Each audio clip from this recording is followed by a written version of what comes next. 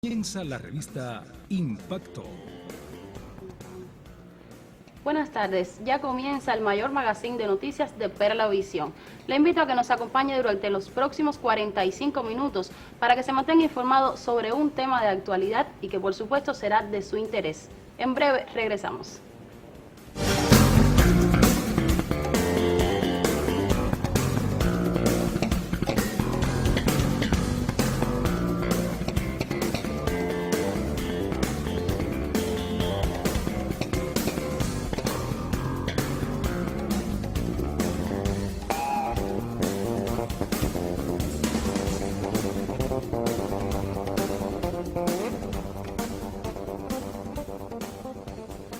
Reza una frase popular que los jóvenes se parecen a su tiempo y los tiempos, por supuesto, cambian. Sobre este particular, con tanta sabiduría, estaremos abriendo el tema de hoy y para ello converso con la licenciada Clara Elena Curbelo, quien es maestra de formación. Clara, muy buenas tardes. Buenas tardes, muchas gracias por haberme invitado. Clara, usted me comentaba antes de comenzar el programa que no solamente su experiencia comienza desde que se graduó como maestra, como educadora. Y comparto con usted este criterio porque la formación comienza desde la casa. Coméntenos sobre cómo puede conformarse esta educación que empieza desde la cuna y termina en la tumba. Bueno, como bien yo te decía, la educación, según dijo el sabio José de la Luz y Caballero, comienza en la cuna y termina en la tumba. Desde que nace el niño está recibiendo orientación, enseñanza, amor, cariño de todas las personas que los rodean, sus padres, sus familiares. Y ahí mismo empieza el niño a aprender a amar la vida, a amar la naturaleza, a amar a las personas, a respetar a los demás. Y eso debe ser siempre. Desde que el niño surge debe ser así. La familia es el eslabón fundamental de la educación. Después la escuela. La escuela es muy importante. Claro, el niño recibe de toda la sociedad, de los amiguitos, del barrio, del parque, pero la escuela es básica, es fundamental, es muy importante. En este proceso en que el niño comienza en la escuela y va avanzando a medida que aumentan los conocimientos, ¿dónde considera usted que inicie la formación desde el punto de vista de la vocación, la formación vocacional? La formación vocacional yo pienso que se empieza ya en quinto y sexto grado.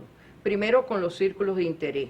Siempre se han creado círculos de interés desde quinto y sexto, agrupan a los muchachitos chiquiticos, pero van aprendiendo. Y ya después en la secundaria es donde mayor énfasis ya hace la educación o ejerce la educación sobre los niñitos.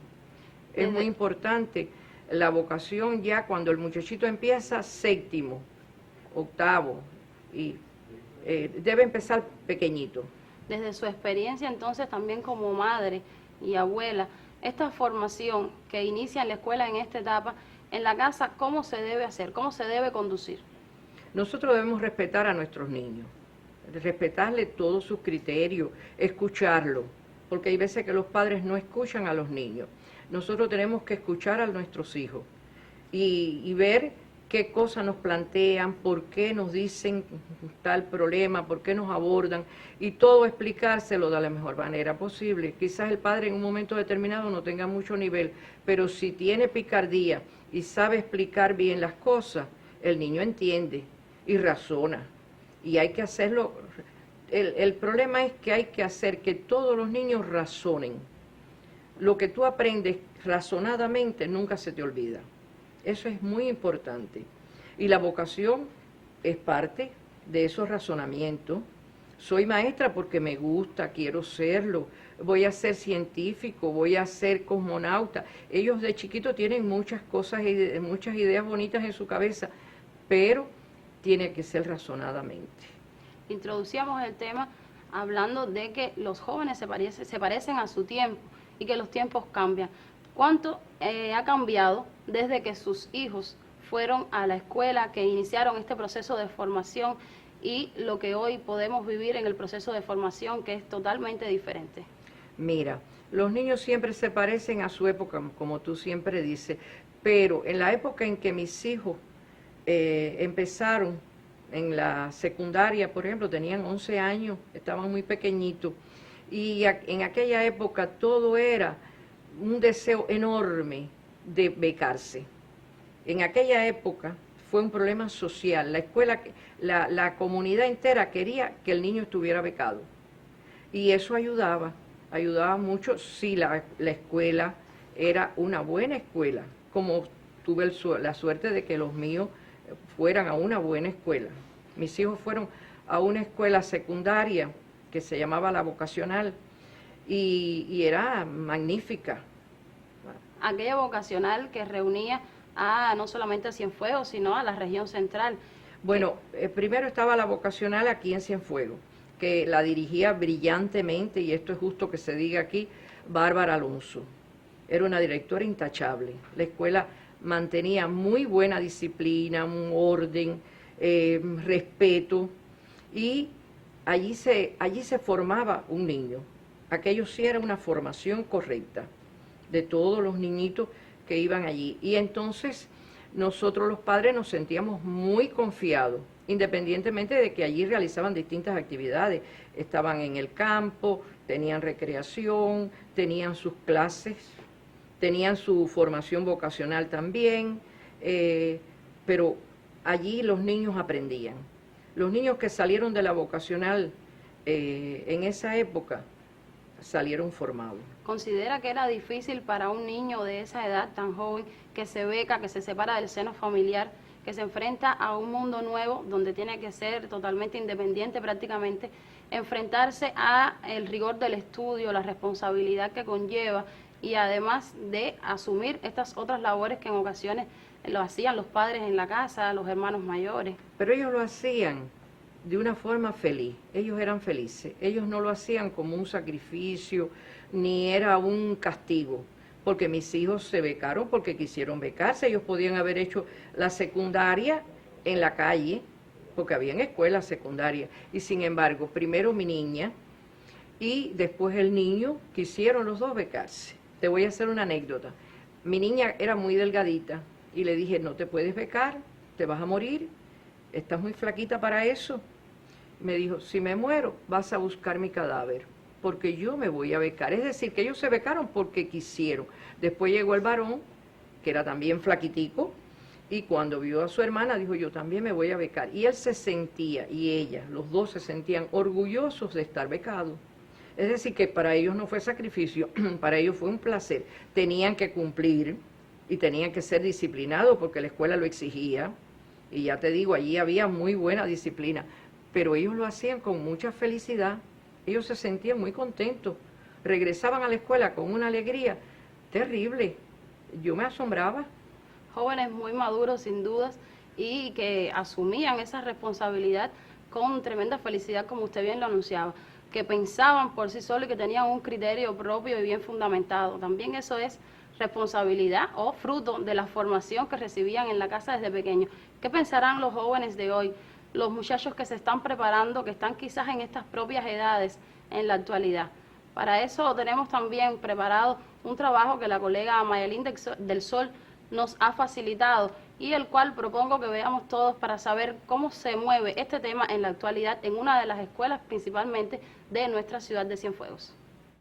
Ser bióloga marina es la gran aspiración de esta cienfueguera. Aun cuando poco le falta para concluir el 8º grado, Marian conoce la ruta para continuar estudios y realizar su sueño. He estado vinculada a los pasos que Marian puede dar en un futuro con respecto a su orientación vocacional, porque ella lo que más le gusta es la biología marina y en este caso está buscando una forma de alcanzar esa posibilidad. La guía base de nosotros, primeramente nos presenta un plan de preparación donde en cada tiempo de formación vocacional nos explican sobre las distintas carreras, si son obreros calificados, son técnicos medios, sobre estudiar pedagogía. Y además de las clases televisivas que nos proyectan a nosotros a cada 15 días, donde se tratan distintas carreras a cada semana. Mientras Amanda ya se alista para en septiembre afrontar los nuevos cambios en su vida estudiantil. Los que estaban seguros que iban para pre, pues ponían pre, pero siempre querían, a veces les gustaban más otras cosas. pero casi siempre estaban bien decididos todos los demás. Las carreras técnicas, las carreras de obreros calificados, era un poquito más difícil, los profesores tenían que explicar bien de qué era cada carrera para que se pudiera decidir bien cómo que iban a elegir. A ello contribuyó también la resolución ministerial 186 del 2014 que pauta en la organización escolar de esta enseñanza el incremento de un turno de formación vocacional en los grados 7º y 8º. También es importante que estos grados se enfatice en la creación de los círculos de interés, para que el estudiante, una vez que llegue a 9º grado, ya haya transitado por alguno de estos círculos de interés y conozca el perfil ocupacional de algunas especialidades que posteriormente ellos pudieran estar estudiando en la enseñanza técnica profesional. Solo 3 centros educacionales de esta enseñanza en el municipio cabecera ya concluyeron el proceso que les facilita continuar estudios. El resto de los planteles cienfuegueros lo harán la semana próxima. Y pueda estar llenando su boleta con su papá, con previo aviso de las posibles o de las carreras que se le otorgaron a la escuela, llena la boleta con sus padres, sobre la base de los resultados que él tenga académicamente, y después se hace su otorgamiento y cada uno de los estudiantes obtiene la carrera que fue merecedor de ella. Dudas e inquietudes surgen a estudiantes y familias sobre el camino a tomar cuando culmina la enseñanza. De ahí la necesaria preparación que desde los primeros pasos enrumba a esta adolescente para el futuro estudio de las ciencias. Mayelín del Sol, Impacto. Somos los más completos en la información. Nuestro equipo trabaja para que usted se mantenga bien actualizado. Revista Impacto, el mayor informativo de Perla Visión. Bueno, y veíamos en este material cómo algunos jóvenes se refieren también a las carreras técnicas, a esa orientación hacia ese perfil que no es precisamente lo que algunos padres quizás esperan de sus hijos. ¿Cómo usted ve esto desde su formación como educadora y también como madre? Mira, la educación técnica es algo muy bonito y el niño tiene que verlo desde los primeros grados, sobre todo, ya te repito, 5º, 6º, 7º, 8º, e incluso hasta en el pre. Un niño cuando estudia una carrera técnica se hace más fuerte, más independiente, se desarrolla mucho, porque la técnica profesional desarrolla mucho la mentalidad de los niños. Y eso es muy bueno para que el hombre sea un hombre útil, capaz de transformar el mundo y de oponerse a lo mal hecho. Eso es magnífico. Y yo pienso que en aquella época también, la época de mis hijos chiquitos, hubo muchos programas buenos, muchos programas que orientaban al muchacho. La televisión ayudaba, los trabajos de la televisión en aquellos momentos eran maravillosos. Existían trabajos para todo tipo de carrera.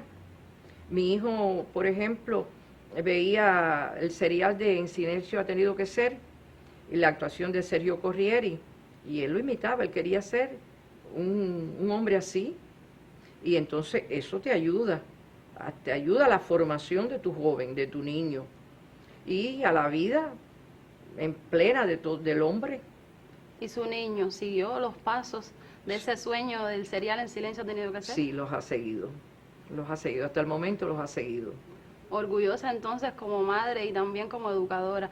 Y pienso que ha tocado un tema muy importante y es cómo pueden ayudar los medios de comunicación a ayudar a estos muchachos a que puedan tener una mejor formación, una mejor orientación, para que a la hora de decidir no sea un proceso tan difícil, sino algo más placentero, porque en definitiva la formación vocacional es lo que te va a determinar la vida prácticamente, porque una vez que uno decide y elige, pues eso va a ser lo que marca el resto de la vida en muchas ocasiones.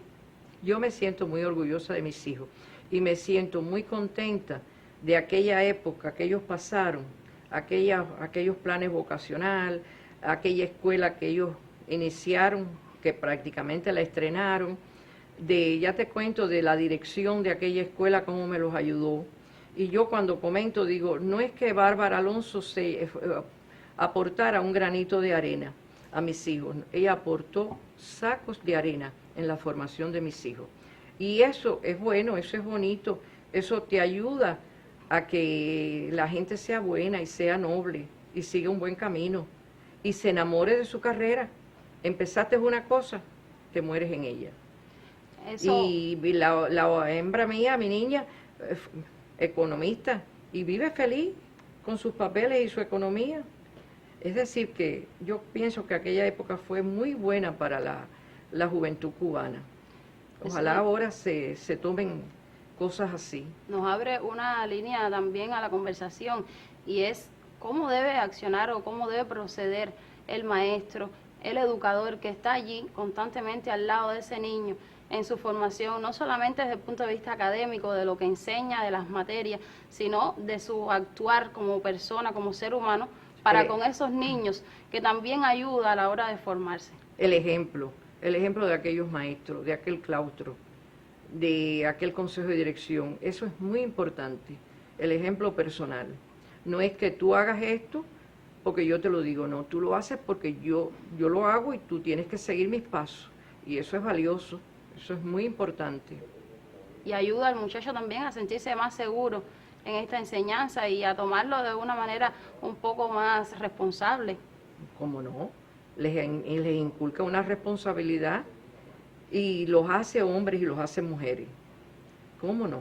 Hombres y mujeres preparados para el futuro, sobre todo para asumir. Queriendo a su patria, queriendo a su revolución y siendo cada día mejores. Eso es importante. Actualmente, ¿considera usted que este proceso en la educación actual se ve de esta forma, transcurre de esta manera? Yo pienso que se ha perdido algo. Yo pienso que se han perdido cosas muy valiosas, porque veo a veces que los padres superprotegen mucho a los niños. Hay padres de séptimo que visten al niño prácticamente, le ponen los zapaticos. Si está a una escuela, le llevan la merienda, el agüita caliente. No es que no lo quieras, tú tienes que querer a tu hijo y protegerlo, pero no exagerar. Y hay que soltar el niño, hay que hacer lo que él se valga por sí mismo y tome determinaciones, que ellos determinen su vida. Esa será la manera en que el niño entonces esté mejor preparado para enfrentarse a los problemas que la vida siempre nos depara. Sí, la vida es cambiante y todos los días nos va a presentar algo nuevo y ellos tienen que estar preparados, pero con convicciones. Hay que crear muchas convicciones, hay que enseñar al niño a que actúe por principios. La persona que actúa con principios no acepta lo mal hecho de nadie. Y eso es importante. Pero también nos prepara para educar a los nuevos niños, porque las generaciones se van renovando. Y entonces esos jóvenes que ya luego serán padres estarán mejor preparados para enfrentar la educación de esos otros niños. Y de sus hijos propios, sus propios hijos. Y educar a otros, claro está. Enseñar. Porque un hombre preparado enseña siempre. Algo te dice nuevo. Así mismo es. Y no solamente en la escuela, sino en todos los ámbitos de la vida, porque ya como decía anteriormente, la educación está desde la misma sociedad. En todo vemos la educación y todo educa, todo forma, como también lo hace el deporte. Ahora le propongo una buena noticia con la que nos ha llegado el colega Primitivo González, y es que el equipo juvenil de béisbol nuevamente clasifica para la final del béisbol. Con este tema de deporte que está muy interesante, yo también la despido a usted. Por favor, muchas gracias por habernos acompañado y le invito a que pueda ver lo que nos trae el colega Primitivo González. Bueno, muchísimas gracias a ustedes. La novena de béisbol juvenil de Cienfuegos, luego de una fuerte disputa por el primer lugar del Grupo B con los de Villa Clara desde el comienzo del evento, alternaron el liderazgo del certamen uno y otro equipo. Finalmente los villaclareños terminaron en el primero, pero los del centro sur de Cuba, por sus resultados, clasificaron como el segundo mejor del país. De esta forma, el equipo sureño, que el pasado año se ubicó en la quinta posición, ahora bajo el mando de Julio Aguada, nuevamente está en la final nacional juvenil.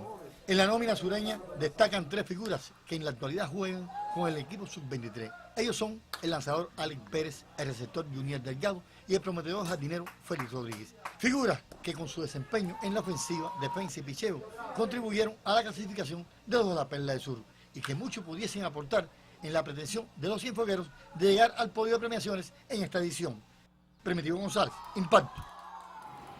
Y agradecemos a Primitivo por esta buena nueva en la revista Impacto. Y también aprovecho para recibir a otro invitado en la tarde de hoy. Él es René Gómez, quien fue en su momento vicedirector de Educación, pero también un padre que tuvo la experiencia de tener a sus hijos en esta escuela vocacional que formaba a hombres del futuro, hombres que son hoy todos unos profesionales. Buenas tardes, René. Buenas tardes, muchas gracias por invitarme. René, cuéntanos acerca de esta experiencia que vivieron sus hijos en la vocacional. ¿Cómo fue ese momento en que se desprendieron del seno de la familia y se becaron desde tan jovencitos para esta escuela? Bueno, mis hijos eran bastante niños, eran bastante pequeños.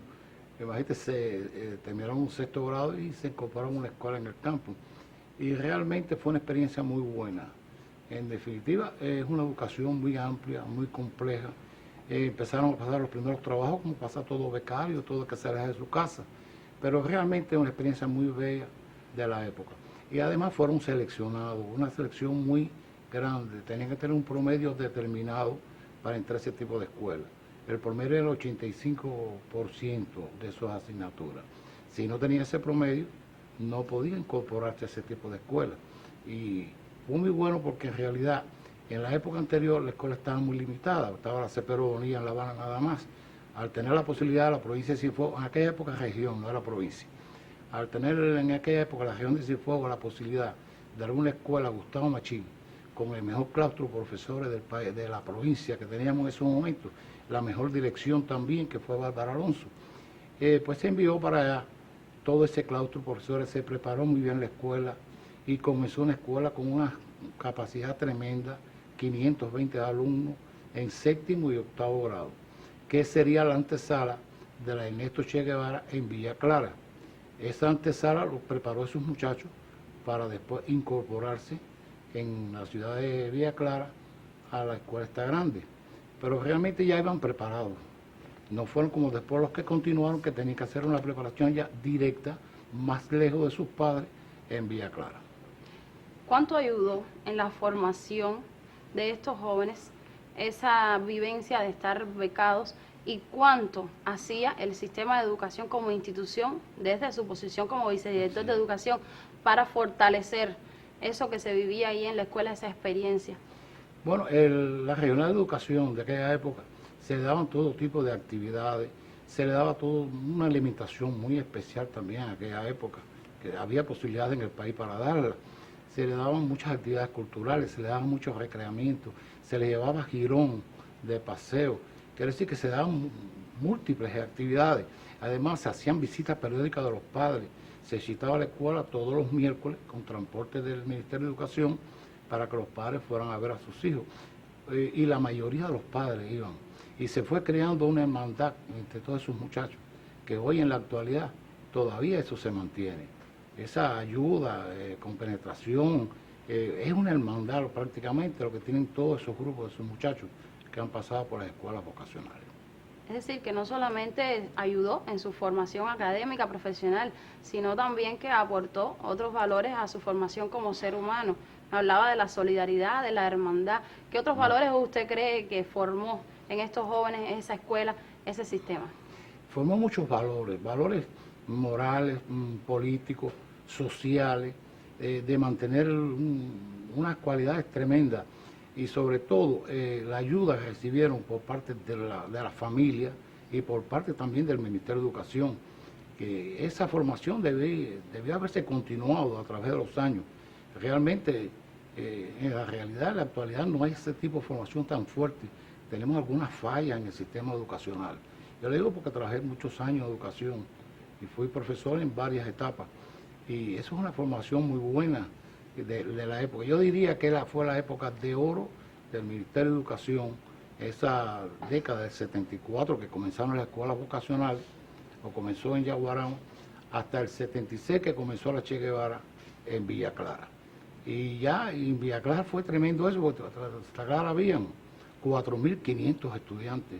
No era ya los 520 que habían en Yaguarama. Y ahí era la formación de todas las provincias. Estaba la provincia de Cienfuegos, Santo Espíritu y Villa Clara. Se unieron las tres provincias y algunos estudiantes también vinieron de la zona del Camagüey y vinieron también de Matanzas. Pero no fueron muchos, pero venían también. Y además esa escuela estaba muy bien compactada. Estaba por provincia prácticamente. Los que pertenecían a la provincia estaban todos unidos en sus albergues y tenían también sus profesores. Y ahí fue magnífico. Además, los padres visitaban mucho la escuela y había mucha unión entre el profesorado, los padres y los alumnos. me decía que usted tuvo la oportunidad de vivir varios momentos del proceso de educación, pero también ha tenido la oportunidad de vivir el proceso de formación de sus nietos.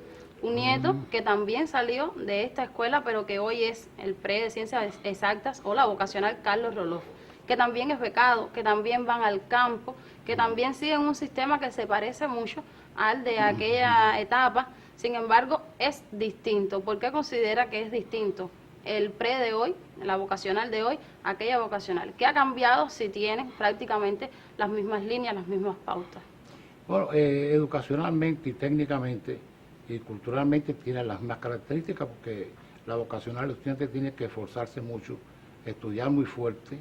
No es el caso de otro tipo de escuelas, que el estudio no es tan fuerte. Mi nieto se graduó ahora de grado 12 y cogió una carrera de física pura y se va a incorporar ya el próximo año a estudiarla. Estuvo 3 años en la escuela, fue también muy jovencito para como Anayagua, estudiar ahí, y nosotros lo veíamos delgadito, flaquito, como son los muchachos del 7º grado ya, y decía, güey, aguantará, no, se me va a rajar, y decía, en la casa no va a haber un rajado porque tus tíos todos pasaron por esas escuelas, y se formó muy bien, y le gustó la escuela, no dejó de ir, y terminó hasta ahora, hasta sus últimos días en la escuela. Tiene una formación muy completa, pero muy completa. Las escuelas vocacionales son muy superiores en el tipo de estudio y preparan muy bien a los estudiantes y además los ayuda con la vida, porque no es lo mismo cuando tienes mamá y papá que llegas a la casa, que tienes la comidita, que tú estás albergado, estás becado, y cuando tienes que ir a un comedor, tienes que pasar los trabajos, tienes que bañarte con agua fría. Vaya, son unas características de esos lugares, porque no puedes agua caliente para todos los estudiantes. Claro. Y realmente yo entiendo que es muy buena, esa formación la entiendo muy buena. Bueno, ya ve que para bien de su familia, de su nieto y también de esta ciudad, pues se ha graduado, si pudo, con esa escuela. Él lo decidió y así lo mantuvo hasta el final. Así que yo le agradezco que haya estado con nosotros en el programa y que haya compartido estas experiencias con nosotros. Pero también lo invito a que comparta una sesión muy interesante con nosotros. Para ello le doy las buenas tardes a Pepe, cariñosamente Pepe, porque ya es parte de este colectivo de impacto. En la temporada pasada, el viernes anterior, hablábamos de una onda tropical activa. ¿Cómo se ha desarrollado esto? ¿Cómo se ha comportado? ¿Y es propio de este mes en el que estamos? Sí, efectivamente, esa es una de las cuestiones que vamos a destacar hoy. ¿Cómo que no? Bueno, amigos televidentes, con ustedes temporada al día. Como bien decía la conductora, vamos a referirnos a las condiciones que tiene el mes de junio dentro de la temporada ciclónica. Podemos observar que aquí tenemos en el Caribe occidental, Golfo de México y sudeste de los Estados Unidos las áreas más proclives para la formación de ciclones. También tenemos las trayectorias más proclives, más comunes de esta época del año, para un mes de junio. Ahora vamos a ver esa activa onda tropical que el viernes pasado nosotros hacíamos referencia que había posibilidades de desarrollo. ¿Qué ocurrió en realidad? Aquí tenemos el mapa con la localización de la onda tropical activa y la posible trayectoria después de la evolución de este organismo ciclónico. Vamos a ver que a las 2 de la tarde de aquel sábado, o sea, 24 horas después de aquel viernes, vamos a ver cómo un modelo de pronóstico, el GFS, captaba la posible evolución de este fenómeno meteorológico. Aquí podemos ver cómo en el azul oscuro ya da el desarrollo de esta onda tropical activa. Efectivamente, a las 11 de la mañana del domingo día 5 se forma la depresión tropical número 3 y antes de llegar a la porción norte de la Florida, pues vamos a ver que ya era la tormenta tropical Coli, que llegó a tener 85 vientos de 85 kilómetros por hora y una presión central mínima de 202 hectopascales. Ahora, ¿qué ocurre? ¿Por qué la velocidad de traslación siempre estuvo superior a los 20 kilómetros por hora? Porque una vaguada relacionada con un frente frío que avanzaba hacia el sudeste, pues la engancha, la impulsa y por eso este proceso fue tan rápido. Pero fíjense otro detalle de este modelo, cómo fue capaz de poder captar la integración de este sistema al frente frío. Fíjense cómo él ve aquí cuando atraviesa la porción norte de la Florida, cómo se integra al sistema frontal que venía por el sudeste de los Estados Unidos. Es decir, que fue muy efectivo este modelo en captar todo el desarrollo de lo que fue la tormenta tropical Cole, que después se tropicalizó y disipó. Ahora, en el próximo mapa vamos a ver la trayectoria que fue efectivamente muy típica para un mes de junio. Ahora, lo más interesante de este organismo ciclónico para nuestro país fueron las lluvias, que fueron muy intensas en el extremo occidental cubano. Tan es así que podemos mostrar en este mapa, efectivamente, a partir del oeste, de la porción oeste de la provincia de Matanzas hacia el extremo occidental de Cuba, donde se localizaron los acumulados más interesantes. Incluso en San Juan y Martínez, aquí en Pinar del Río, podemos ver que en 27 horas hubo un máximo acumulado de 217 milímetros en tan solo, reitero, 27 horas. Es decir que todo fue beneficioso desde ese punto de vista, independientemente de las afectaciones que pudo haber en la agricultura, pero lo más interesante fue la cantidad de agua que pudo acumularse. Hay algunos apuntes que consideran que fueron alrededor de 109 millones de metros cúbicos de agua, algo muy interesante. Pero bueno, ¿qué ocurre actualmente en la cuenca? El viernes pasado nosotros hacíamos referencia a las temperaturas que tenía la superficie de la cuenca atlántica. Hoy vamos a hacer referencia a las anomalías térmicas, es decir, a la temperatura que hay por encima de la media histórica en la cuenca del Caribe para un mes de mayo. Es decir, este mapa es del 28 de mayo. Hay anomalías térmicas que están entre 1 y 2 grados positivas, es decir, una anomalía positiva que comprueba el recalentamiento que hay con respecto a la media histórica en la cuenca del Caribe. Lo contrario ocurre en la parte pacífica ecuatorial oriental. Aquí, como vemos, hay una anomalía, pero una anomalía negativa, es decir, hay entre menos 1 y menos 1,5 de anomalía negativa, es decir, evidencia un proceso de enfriamiento, lo contrario a lo que ocurre en nuestra cuenca atlántica. Ahora, ¿qué evidencia esto? Lo que plantean los modelos. Ya los modelos están hablando de que hay condiciones favorables durante el verano para que surja un evento Niña. Y hay un 75% de probabilidades para que este evento esté durante el otoño y el invierno próximo, es decir, el invierno 2016-2017. De esto cumplirse, pudiera entonces la segunda mitad de la actual temporada ciclónica ser activa o muy activa o algo activa. Eso habría que esperar porque eso sí todavía es un vaticinio, es una probabilidad solamente. Ahora, hay algo muy interesante que quería compartir con ustedes en el satélite del mediodía. Bueno, primero del satélite decirle que en la cuenca atlántica no se espera desarrollo ciclónico ninguno en las próximas 48 horas. Ahora, en el satélite, como yo les decía, aquí vamos a ver una cierta circulación ciclónica, pero esto está ocurriendo a alturas de 10 o 12 kilómetros. Es decir, hay una baja fría que se combina con el tránsito de esta onda tropical que está bastante activa en su porción sur. O sea, que es una situación meteorológica interesante, por eso quería compartirla con ustedes, la cual vamos a seguir de cerca. Bueno, el listado de los organismos ciclónicos. El próximo en formarse sería Danieli. Bueno, esto es todo lo que tenía para hoy y muchísimas gracias. Muchísimas gracias, Pepe. Realmente le agradecemos estas interesantes acotaciones sobre lo que nos depara la temporada. Esperemos que no sea tan activa para bien de los cienfuegueros y de todo el país. Que sea así. Le agradecemos entonces y continuamos con nuestro tema.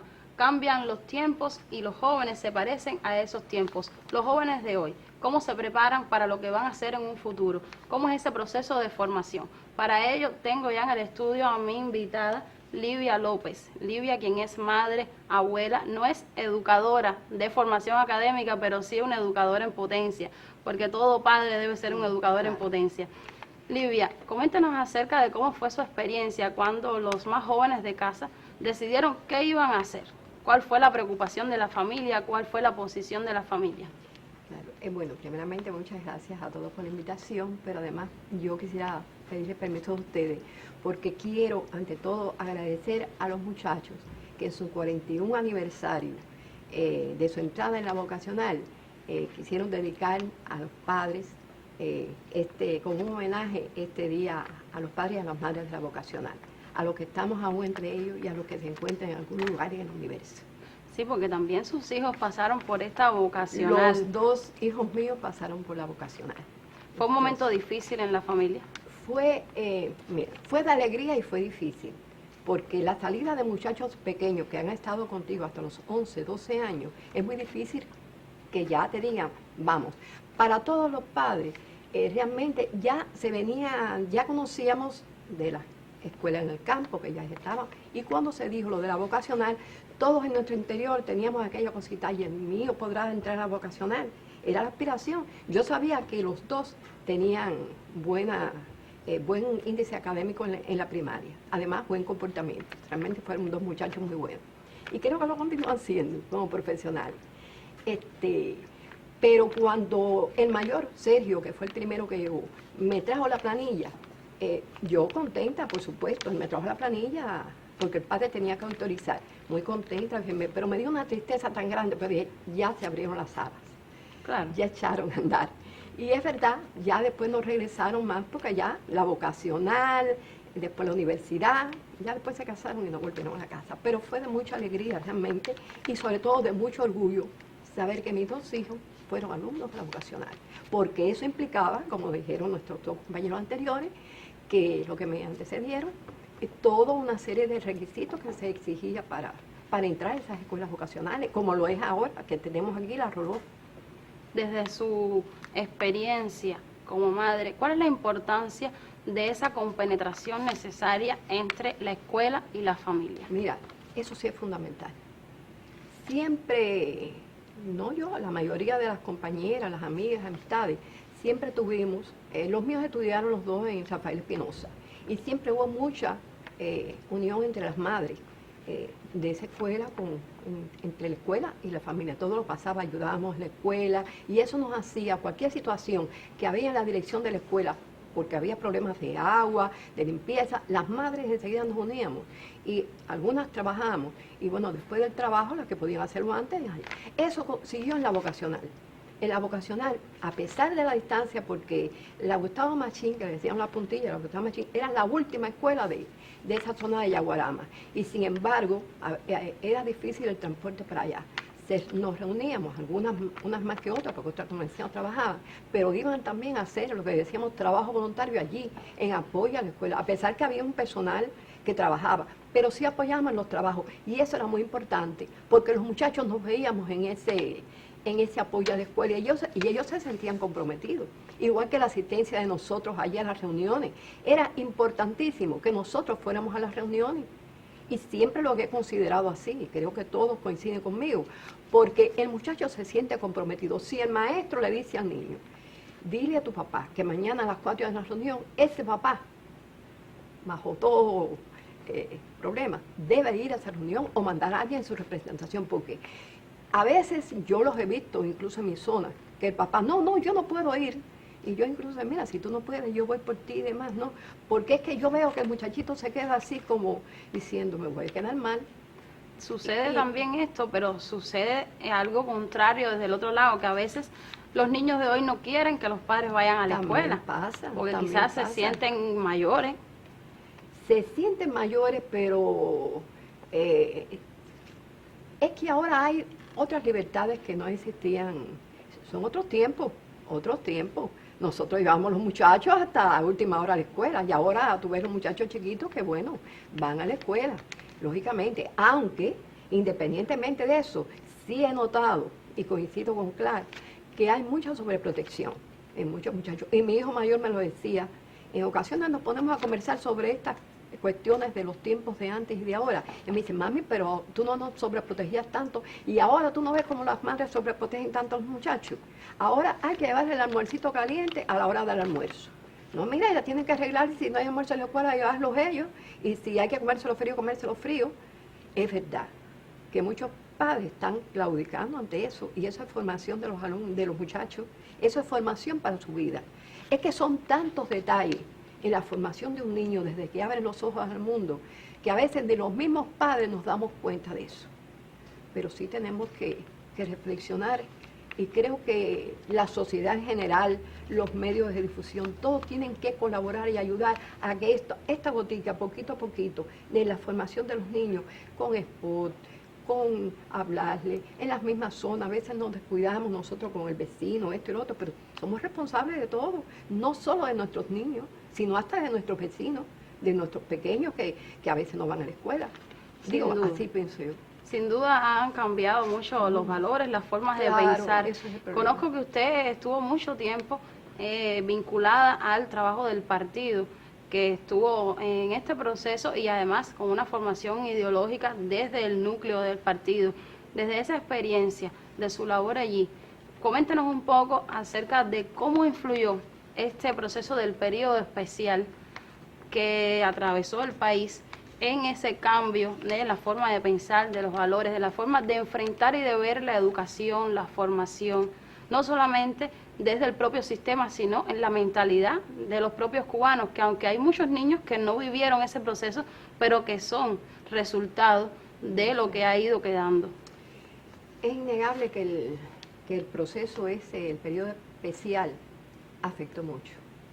Y los valores se fueron degradando, uno a uno, y vimos en el tiempo que transcurrió que a veces nos parecía que no iba a acabar más nunca.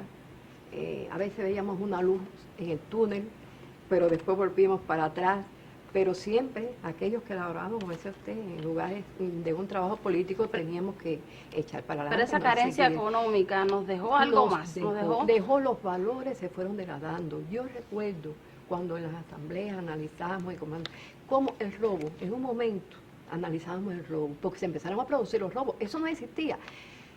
Tú eres joven, pero los mayorcitos recuerdan que en las casas existía un ganchito. Y los ganchitos siempre estaban puestos a las puertas. Nadie cerraba las puertas. Ahora hay rejas y contrarrejas.